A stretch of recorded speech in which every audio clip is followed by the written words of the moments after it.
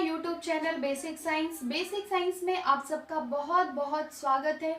तो हमारा जो आज का टॉपिक है स्टूडेंट वो है फंक्शन ऑफ लाइसोसोम। आज हम लाइसोसोम के फंक्शन के बारे में स्टडी करेंगे। इसके पहले वाले पार्ट में स्टूडेंट हमने स्ट्रक्चर ऑफ लाइसोसोम देखा था। तो लाइसोसोम में हमने क्या क्या देख लिया है, तो हमने लाइसोसोम की डिस्कवरी देख लिया है और हमने देखा कि लाइसोसोम के अंदर कौन सा एंजाइम प्रेजेंट होता है, तो हाइड्रोलेज एंजाइम प्रेजेंट होता है। फिर हमने देखा कि आखिर लाइसोसोम का फॉर्मेशन किससे होता है। तो आपको मालूम है कि वैसे तो फॉर्मेशन कौन करता है लाइसोसोम का, गोल्जी बॉडी, पर लाइसोसोम के फॉर्मेशन में एंडोप्लाज्मिक रेटिकुलम भी हेल्प करती है। ये हमने इसके पहले वाले पार्ट में देख लिया है। आज हम स्टार्ट करते हैं स्टूडेंट फंक्शन ऑफ लाइसोसोम। तो यदि आपको हमारा आज का वीडियो पसंद आए तो वीडियो को लाइक करें, चैनल को सब्सक्राइब करें, जिसमें आपको डेली आने वाले न्यू वीडियोस का नोटिफिकेशन मिलता रहे। और प्लीज मैं बार बार बोलती हूँ, आपको जिस भी टॉपिक पे वीडियो चाहिए तो मुझे कमेंट करके बताएं, ठीक है। तो चलिए आज की क्लास हम स्टार्ट करते हैं। तो आज हम देखेंगे फंक्शन ऑफ लाइसोसोम, ठीक है। आखिर हमारी बॉडी में लाइसोसोम क्या कार्य करता है, क्यों हमारी बॉडी में लाइसोसोम पाया जाता है, और पाया भी जाता है तो क्या काम है हमारी बॉडी में, आज हम इसकी स्टडी करेंगे। तो चलिए स्टार्ट करते हैं फंक्शन ऑफ लाइसोसोम। तो देखिए फंक्शन ऑफ लाइसोसोम में फर्स्ट एक इंपॉर्टेंट पॉइंट तो आपको याद ही रखना है स्टूडेंट कि लाइसोसोम के सभी जो हाइड्रोलेज एंजाइम है वो किस में काम करते हैं, तो वो अम्लीय pH 5 पर काम करते हैं ना, वो अम्लीय वातावरण में काम करते हैं। और pH 5, जब अम्लीय वातावरण pH 5 होता है तभी हाइड्रोलेज एंजाइम क्या करती है, वर्क कर पाती है।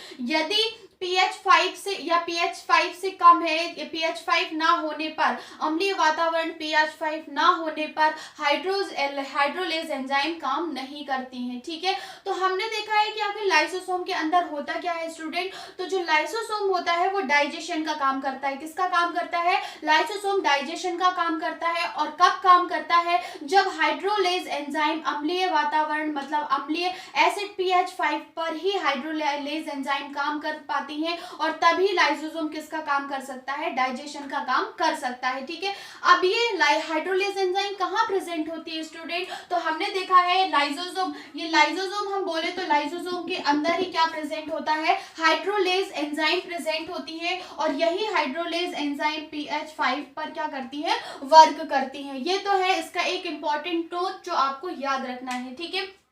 अब देखिए हम देखते हैं types of lysosome. Types of lysosome की अगर हम बात करें स्टूडेंट, तो जो लाइसोसोम होता है वो 3 स्टेप्स में क्या करता है, 3 स्टेप में क्या करता है, हमारा डाइजेशन करता है। फॉर एग्जांपल जैसे आपने देखा है कि डाइजेशन सिस्टम, जो हमारा डाइजेस्टिव सिस्टम होता है, तो डाइजेस्टिव सिस्टम में खाने का जो पाचन है वो कहाँ से स्टार्ट हो जाता है, सबसे पहले हमारे माउथ में हम क्या करते हैं, टीथ के थ्रू उसको छोटे छोटे टुकड़ों में तोड़ते हैं। फिर इजोफेगस से हमारा जो भोजन है वो कहाँ जाता है, स्टमक में जाता है। फिर स्टमक के बाद छोटी आंत और बड़ी आंत में जाता है। तो ये क्या होता है, धीरे धीरे जो हमारा भोजन है वो छोटे टुकड़ों में टूटता हुआ जाता है। थोड़ा सा हमने उसको कहाँ पे तोड़ा, या छोटे छोटे टुकड़ों में हमने अपने माउथ में उसको तोड़ा, फिर वो जाता है, फिर वो कुछ और उससे भी छोटे टुकड़ों में कहाँ टूटता है, स्टमक में। फिर वो जाता है कहाँ पे, हमारे स्मॉल इंटेस्टाइन में, छोटी आंत में, तो वहां पे वो और छोटे टुकड़ों में टूटता है। और फिर उसके बाद वो लार्ज इंटेस्टाइन में जाता है। तो सेम वैसे ही प्रोसेस होती है स्टूडेंट लाइसोसोम में, ठीक है। तो लाइसोसोम की बात करें स्टूडेंट, तो ये जो लाइसोसोम में होता है, टाइप्स ऑफ लाइसोसोम की बात करें तो 3 टाइप्स ऑफ लाइसोसोम होता है। फर्स्ट होता है प्राइमरी लाइसोसोम, सेकेंड होता है सेकेंडरी लाइसोसोम, और थर्ड होता है रेसिडुअल बॉडी, ना रेसिडुअल बॉडी कहलाती है, ठीक है। तो अब हम देखते हैं कि आखिर कैसे लाइसोसोम किसी भी खाद्य पदार्थ का या किसी भी पदार्थ का डाइजेशन या फैगोसाइट्स कैसे करती है, भक्षण कैसे करती है, खाती कैसे है उसको, भक्षण का मतलब खत्म करना है ना, किल करना। तो कैसे लाइसोसोम किसी भी पदार्थ का भक्षण करती है, चलिए आज हम वो देखते हैं। तो देखिए स्टूडेंट, ये एक लाइसोसोम है, आप देख पा रहे होंगे, एक ये लाइसोसोम है। और लाइसोसोम के अंदर मतलब ये क्या है, एक वातावरण है। कौन सा वातावरण है, ये जो आपको ये पूरा ब्लैंक स्पेस दिख रहा है, ये क्या है, अम्लीय वातावरण है, जिसका मान कितना है, pH 5, कितना है, pH 5। इसी pH 5 पर क्या होगा, जो हाइड्रोलेज एंजाइम है वही क्या करेंगे, भोजन का डाइजेस्ट करेंगे। तो आप देख सकते हैं ये क्या है, प्राइमरी लाइसोसोम। तो सबसे पहले क्या होता है, इसको छोड़ दो, ये जो सामने का पार्ट है इसको छोड़ देते हैं हम। तो सबसे पहले क्या होता है कि इस खाली पार्ट में एक निष्क्रिय, निष्क्रिय मतलब एक लाइसोसोम आता है, एक निष्क्रिय लाइसोसोम आता है। ये अम्लीय वातावरण है, जैसे हम देख सकते हैं कि ये एक पूरा अम्लीय वातावरण है। इस बार इस पूरे पार्ट की बात करें तो ये अम्लीय वातावरण है, देख पा रहे हैं। तो इस अम्लीय वातावरण में क्या होता है, सबसे फर्स्ट में लाइसोसोम आता है। कौन सा लाइसोसोम आता है, निष्क्रिय अवस्था में, जो अभी कार्य नहीं किया है, जिसके अंदर क्या प्रेजेंट है, जिसके अंदर हाइड्रोलेज एंजाइम प्रेजेंट है। तो ये वाला जो ये प्राइमरी लाइसोसोम है, इसके अंदर क्या प्रेजेंट होता है, हाइड्रोलेज एंजाइम प्रेजेंट होती है। ठीक है, अच्छा, हाइड्रोलेज एंजाइम तो लाइसोसोम के अंदर प्रेजेंट है, पर वो काम कहाँ करेंगी, वो काम करेंगी जहां पे अम्लीय वातावरण होगा और pH 5 मान होगा। तो ठीक है, ये वाला पार्ट है पूरा, ये अम्लीय वातावरण है जिसका मान कितना है, pH 5। ठीक है, तो ये तो हमने देख लिया अम्लीय वातावरण की वैल्यू। अब क्या होता है, जो लाइसोसोम होता है निष्क्रिय अवस्था में, केवल लाइसोसोम आकर के बैठ रखा हुआ भी, मतलब यहाँ पे लाइसोसोम आ गया है और यहाँ से क्या होता है, भोजन या बाह्य पदार्थ आता है। तो आपको मालूम है, जैसे आपने भोजन किया तो आपका कार्बोहाइड्रेट हो गया, कल हमने देखा है कि किसका किसका पाचन लाइसोसोम करता है, तो कार्बोहाइड्रेट हो गया, प्रोटीन हो गया, न्यूक्लिक एसिड हो गया, या कोई भी हम बोल सकते हैं कोई भी जीवाणु है, उसको खत्म करने का काम कौन करेगा, भक्षण मतलब खत्म करने का काम कौन करता है, लाइसोसोम करता है। तो हमने क्या देखा स्टूडेंट, ये क्या है, प्राइमरी लाइसोसोम है। प्राइमरी लाइसोसोम ये निष्क्रिय अवस्था में, मतलब अभी ये कार्य नहीं कर रहा है। ठीक है, तो एक एग्जांपल हम यहाँ से आपको समझाते जा रहे हैं। ये प्राइमरी लाइसोसोम है जो कहाँ पे आता है, हमारे ये अम्लीय वातावरण में आता है, और ये क्या है, यहाँ से आता है एक भोजन का कण, भोजन बोल सकते हैं या कोई भी बाहर का पदार्थ बोल सकते हैं। ठीक है, तो वो आता है कहाँ पे आता है, अम्लीय वातावरण में। जब दोनों आते हैं अम्लीय वातावरण में, मतलब भोज्य पदार्थ भी आ गया अम्लीय वातावरण में और प्राइमरी लाइसोसोम भी आ गया, फिर क्या होता है, ये हो गया प्राइमरी लाइसोसोम, ये निष्क्रिय अवस्था में होता है। ठीक है, ये कार्य अभी इसने कार्य नहीं किया, इसलिए हम इसे निष्क्रिय अवस्था कहते हैं। तो निष्क्रिय अवस्था में क्या होता है, जब प्राइमरी लाइसोसोम यहाँ पर आया और ये क्या आया, भोजन या बाह्य पदार्थ आया स्टूडेंट, तो फिर ये यहाँ पे आता है, तो फिर लाइसोसोम और भोज्य पदार्थ दोनों आपस में जुड़ जाते हैं। ठीक है, अब जब भोज्य पदार्थ मतलब जैसे फॉर एग्जांपल कार्बोहाइड्रेट और हमारा लाइसोसोम दोनों आपस में जुड़ गए, आप देख पा रहे होंगे ये दोनों आपस में जुड़ गए, और जब ये दोनों आपस में जुड़ जाते हैं तो लाइसोसोम के अंदर क्या प्रेजेंट है स्टूडेंट, क्या है, हाइड्रोलेज एंजाइम प्रेजेंट है। तो ये जो हाइड्रोलेज एंजाइम है स्टूडेंट, ये क्या करेंगी, इस भोज्य पदार्थ का भक्षण कर लेंगी, इसको डाइजेस्ट कर लेंगी, खा लेंगी। ठीक है, तो इसको खाने के बाद लाइसोसोम ने क्या किया, इसको खा लिया, और खाने के बाद अब क्या बचेगा, वेस्ट पदार्थ बचेगा, खा लिया उसने, खत्म कर दिया। खत्म करने के बाद लाइसोसोम भी किल हो गया और भोज्य पदार्थ भी किल हो गया। किल होने के बाद जो पदार्थ बचता है, जो अवशेष बचता है, उसे हम रेसिडुअल बॉडी कहते हैं। क्या कहते हैं, रेसिडुअल बॉडी। जब लाइसोसोम भोजन का भक्षण कर लेता है, भक्षण करने के बाद जो पदार्थ बचता है, लाइसोसोम और पदार्थ का, जब लाइसोसोम पदार्थ का भक्षण कर लेता है, भक्षण के बाद जो बॉडी बचती है, जो भी सब्सटेंस बचता है, उसे हम रेसिडुअल बॉडी बोलते हैं। ठीक है, तो मेरे को लगा, मतलब आपको ये तो समझ में आ गया होगा कि आखिर लाइसोसोम के ये जो 3 टाइप्स हैं कैसे काम करते हैं। तो जो प्राइमरी लाइसोसोम होता है स्टूडेंट, ये कैसा होता है, निष्क्रिय अवस्था में होता है, और निष्क्रिय अवस्था में ये जाकर के किससे जुड़ता है, भोजन का बाह्य पदार्थ आता है, भोजन या बाह्य पदार्थ आता है pH मान के अंदर, और दोनों आपस में जुड़ जाते हैं। जब दोनों आपस में जुड़ जाते हैं तो उसे हम सेकेंडरी लाइसोसोम कहते हैं। और सेकेंडरी लाइसोसोम में क्या होता है, जब भोजन से और निष्क्रिय लाइसोसोम आपस में जुड़ते हैं तो लाइसोसोम का जो लाइसोसोम क्या हो जाता है, सक्रिय हो जाता है। सक्रिय हो जाता है मतलब वो भोजन का पाचन करना स्टार्ट कर देता है। तो लाइसोसोम का जो सेकेंडरी फेज होता है स्टूडेंट, उसे हम क्या कहते हैं, वो सक्रिय अवस्था में होता है, और उसे क्या कहा जाता है, फेगोलाइसोसोम कहा जाता है। ठीक है, क्या कहा जाता है, फेगोलाइसोसोम। तो आप याद रखना कि सेकेंडरी फेज को, सेकेंडरी लाइसोसोम को फेगोसोम भी कहा जाता है, और यहाँ पे फेगोलाइसोसोम कहा जाता है, और जो भी भोजन या बाह्य पदार्थ है उसे फेगोसोम कहा जाता है। तो क्या कहा जाता है, फेगोसोम कहा जाता है, और क्या देखा जाता है, फेगोलाइसोसोम कहा जाता है। ठीक है, तो ये हमने देख लिया कि कैसे लाइसोसोम काम करता है, और इसको पदार्थ को पाचन करने के बाद जो वेस्ट बचता है उसे हम क्या कहते हैं, रेसिडुअल बॉडी कहते हैं। क्या बोलते हैं, रेसिडुअल बॉडी कहते हैं। ठीक है, तो ये आपको समझ में आ गया होगा कि कैसे, एग्जाम्पल हम लाइसोसोम है, फॉर एग्जाम्पल ले लेते हैं, हम लाइसोसोम है। ठीक है, हम लाइसोसोम है, तो लाइसोसोम क्या है, अभी हम शांत बैठे हुए हैं, हमारे पास खाने के लिए कुछ नहीं है, तो हम क्या है, निष्क्रिय फेज में है। सेम वैसे ही ये क्या है, लाइसोसोम है, और लाइसोसोम के लिए अभी कुछ खाने के लिए नहीं है, ठीक है, खाने को कुछ भी नहीं है अभी लाइसोसोम के पास, ठीक है, तो वो निष्क्रिय अवस्था में है।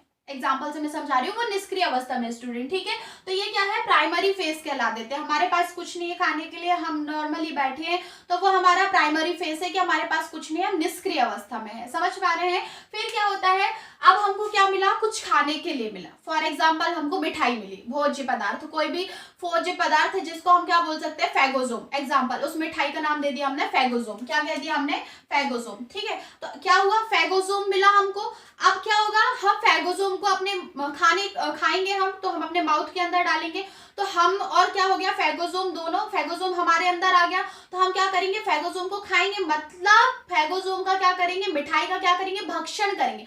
हम मिठाई को खा रहे हैं, मतलब हम मिठाई का भक्षण कर रहे हैं स्टूडेंट, ठीक है, मतलब हम क्या कर रहे हैं, उसको डाइजेस्ट कर रहे हैं। एग्जाम्पल से आप समझ पा रहे हो, मिठाई को हमने क्या किया, खाया, तो हम उसको क्या कर रहे हैं, डाइजेस्ट कर रहे हैं। वैसे ही लाइसोसोम क्या हुआ, निष्क्रिय अवस्था में था, लाइसोसोम को एक भोज्य पदार्थ मिला, उसने क्या किया, दोनों आपस में, मतलब लाइसोसोम ने भोज्य पदार्थ को अपने अंदर ले लिया, क्या करने लगा, भक्षण के लिए उसने क्या किया, उसको अपना अंदर ले लिया, ठीक है, अंदर ले लिया, और हमने उसको डाइजेस्ट कर दिया। अब डाइजेस्ट करने के बाद क्या बचा, वेस्ट पदार्थ बना, तो जो भी वेस्ट पदार्थ बना उसे हम क्या कहते हैं, रेसिडुअल बॉडी। तो ये आपको एग्जांपल के थ्रू आराम से समझ में आ गया होगा, ठीक है। तो जैसे ही हमने क्या देखा कि टाइप्स ऑफ लाइसोसोम, इसी टाइप्स ऑफ लाइसोसोम के थ्रू किसी भी पदार्थ का, किसी भी फैगोसोम का क्या होता है, भक्षण होता है। तो कोई भी भोज्य पदार्थ है या कोई भी बाहरी पदार्थ है, उसको जब लाइसोसोम भक्षण करता है तो उस पदार्थ को फैगोसोम कहा जाता है।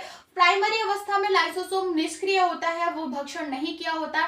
सेकेंडरी फेज में, सेकेंडरी अवस्था में लाइसोसोम क्या होता है, भक्षण करता है, जिसे हम फैगोलाइसोसोम कहते हैं। और लास्ट में जो अवशेष बचता है स्टूडेंट, उसे हम रेसिडुअल बॉडी कहते हैं। ये हो गया लाइसोसोम का फंक्शन, समझ में आ गया होगा। अच्छा ठीक, अब जिसको ये नहीं मालूम क्या कि लाइसोसोम का ये वर्क हो कहाँ पर कर रहा है, तो स्टूडेंट ये हमारी बॉडी के अंदर ही हो रहा है, ठीक है। हमारी बॉडी में क्या हमने देखा, सेल्स देखा, सेल्स में हमने क्या देखे, लिविंग ऑर्गन्स देखे, और उसी लिविंग ऑर्गन्स में क्या है, लाइसोसोम है, और यही लाइसोसोम क्या काम करता है, सेल्स के अंदर। फॉर एग्जांपल ये सेल्स है, सेल्स के अंदर कोई भी पदार्थ आ रहा है, तो उस पदार्थ को, फॉर एग्जांपल ये क्या है, प्रोटीन, तो अगर ये प्रोटीन आ रहा है तो इस प्रोटीन को भक्षण करने का, खाने का काम कौन करेगा, लाइसोसोम। तो वैसे ही जैसे प्रोटीन आया तो लाइसोसोम सेल्स के अंदर, ये है लाइसोसोम, यहाँ पे आया प्रोटीन, ये आया प्रोटीन, और ये यहाँ पे बैठा हुआ है लाइसोसोम। लाइसोसोम को कौन सा मान चाहिए, पीएच मान चाहिए। पीएच मान पर लाइसोसोम निष्क्रिय अवस्था में आया। अब ये प्रोटीन आया तो प्रोटीन से क्या हुआ, निष्क्रिय अवस्था में जो लाइसोसोम बैठा था उसको प्रोटीन मिला। अब बोला आ गया, आजा मैं भक्षण कर लेता हूँ, ठीक है। तो जैसे ही निष्क्रिय लाइसोसोम ने फैगोसोम को देखा, उसने क्या किया, उसका भक्षण किया, तो वो कौन सा हो गया, सेकेंडरी फेज, जिसे हम बोलेंगे फैगोलाइसोसोम। और जब उसने प्रोटीन का भक्षण कर लिया स्टूडेंट, तो बचा क्या, रेसिडुअल बॉडी बची। ये हो गया लाइसोसोम का फंक्शन, ठीक है। अब चलिए हम देखते हैं कि आखिर जो हमारा लाइसोसोम है वो कौन कौन से सेल्स में प्रेजेंट होता है, सबसे ज्यादा कौन कौन सी कोशिकाओं में प्रेजेंट होता है। तो ये जो न्यूट्रोफिल्स होता है और मोनोसाइट्स की जो सेल्स होती हैं, न्यूट्रोफिल्स और मोनोसाइट्स की जो सेल्स होती हैं, वहां पे लाइसोसोम सबसे ज्यादा प्रेजेंट होते हैं। तो ये इंपॉर्टेंट पॉइंट है स्टूडेंट, आप ये याद रखिएगा, ठीक है। अब हम देखते हैं कि आखिर लाइसोसोम को काम करने के अनुसार क्या क्या नाम दिया गया है, ठीक है। तो फर्स्ट नाम दिया जाता है इसे ऑटोफेज। ऑटोफेजी का मतलब क्या कहलाता है, ऑटोफेजी। लाइसोसोम को कब ऑटोफेजी कहा जाता है, ये क्वेश्चन है ना, कि आखिर ऑटोफेजी लाइसोसोम को कब कहा जाता है। तो क्या होता है, जो सेल होता है ना, सेल्स में जो प्रेजेंट लाइसोसोम होता है स्टूडेंट, वो सेल्स के ही खराब हुए, जैसे सेल्स में ऐसा कोई ऑर्गन है जो खराब हो चुका है, ठीक है। फॉर एग्जांपल सेल्स में ऐसा ऑर्गन, सेल्स है और माइटोकॉन्ड्रिया खराब हो गया है, ठीक है। अब जब सेल्स है, पूरा सेल्स के अंदर माइटोकॉन्ड्रिया, वो माइटोकॉन्ड्रिया खराब हो गया है। अब जब माइटोकॉन्ड्रिया खराब हो जाएगा तो क्या होगा, वो आजू बाजू क्या करेगा, इन्फेक्शन फैलाएगा, जिससे सेल्स डैमेज होने लगती है, ठीक है। तो लाइसोसोम क्या करेगा कि जाकर के माइटोकॉन्ड्रिया को खा लेगा, ठीक है। तो जब वो उसको खा लेगा तो वो माइटोकॉन्ड्रिया क्या हो जाएगा, खराब वाला माइटोकॉन्ड्रिया नहीं रह जाएगा, क्योंकि उसका तो लाइसोसोम ने भक्षण कर लिया और वहां पे इन्फेक्शन भी नहीं होगा। तो इसीलिए लाइसोसोम को ऑटोफेजी कहा जाता है, क्योंकि लाइसोसोम अपने ही सेल के ऑर्गन को क्या करता है, खत्म कर देता है, इसीलिए उसे क्या बोलते हैं, उसको क्या बोलते हैं, ऑटोफेजी कहा जाता है। ठीक है, नेक्स्ट आता है हेट्रोफेजी। तो हेट्रोफेजी कब कहते हैं लाइसोसोम को स्टूडेंट, जैसे कोई भी भोज्य पदार्थ है, जैसे आपने ये देखा कि ये फेगोसोम है, जब ये फेगोसोम आता है और लाइसोसोम इसे निष्क्रिय अवस्था से सक्रिय अवस्था में आकर के खत्म करता है या भक्षण करता है, इसे हम क्या कहते हैं, हेट्रोफेजी कहते हैं। तो ये वाला जो प्रोसीजर समझाया मैंने आपको, ये हेट्रोफेजी ही है। ठीक है, तो हेट्रोफेजी का सब मतलब समझ में आ गया। अब हम नेक्स्ट देखेंगे ऑटोलाइसिस। ठीक है, ऑटोलाइसिस का मतलब क्या होता है, कभी कभी ऐसा होता है स्टूडेंट कि जो हम लाइसोसोम क्या करता है, लाइसोसोम आजू बाजू की जो सेल्स होती हैं और जो लाइसोसोम कभी कभी खुद जैसे लाइसोसोम है तो लाइसोसोम के अंदर कौन सा एंजाइम प्रेजेंट है, हाइड्रोलाइज एंजाइम प्रेजेंट है। तो कभी कभी क्या होता है, जैसे फॉर एग्जांपल ये है लाइसोसोम, लाइसोसोम के अंदर क्या प्रेजेंट है, हाइड्रोलेज एंजाइम प्रेजेंट है, और ये जो हाइड्रोलेज एंजाइम है यही भक्षण का काम करती है, खाने में यही मदद करती है। ठीक है, तो क्या हुआ, कभी कभी ये जो हाइड्रोलेज एंजाइम है ये लीक करने लगती है, और जब ये लीक करने लगती है तो आजू बाजू की जो भी सेल्स के ऑर्गन होते हैं उनको किल करने लगती है। तब लाइसोसोम क्या करता है, वो खुद का ही भक्षण कर लेता है। ठीक है, जब वो खुद का ही भक्षण कर लेता है, खुद को ही लाइसोसोम खत्म कर देता है, उसे हम क्या कहते हैं, ऑटोलाइसिस कहते हैं। तो अब आपने सोचा होगा मैडम ने यही नहीं बताया कि लाइसोसोम को क्या कहा जाता है। तो लाइसोसोम को student cell of suicide bag भी कहा जाता है, लाइसोसोम को आत्महत्या की थैली भी कहा जाता है, क्योंकि जब लाइसोसोम में प्रेजेंट हाइड्रोलेज एंजाइम लीक करने लगता है तो सेल्स में इन्फेक्शन होने लगता है, मतलब सेल्स क्या होता है, किल होने लगता है। तब क्या करता है, लाइसोसोम खुद को ही खत्म कर देता है, उसे हम क्या कहते हैं, ऑटोलाइसिस कहते हैं। या हम कहते हैं ऑटोलाइसिस में हम क्या कहते हैं, सुसाइड बैग, मतलब लाइसोसोम को सुसाइड बैग भी कहा जाता है। ठीक है, तो आज हमने देखा लाइसोसोम के फंक्शन। ठीक है, तो आज की क्लास हमारी यहीं तक। नेक्स्ट क्लास में हम लिविंग सेल्स में ही प्रेजेंट लिविंग ऑर्गन की बात करेंगे, और यदि आपको किसी टॉपिक में क्लास चाहिए है तो प्लीज मुझे कमेंट में जरूर बताएं कि आपको किस टॉपिक में क्लास चाहिए। ठीक है, तो आज की क्लास यहीं तक, नेक्स्ट क्लास में हम फिर मिलेंगे।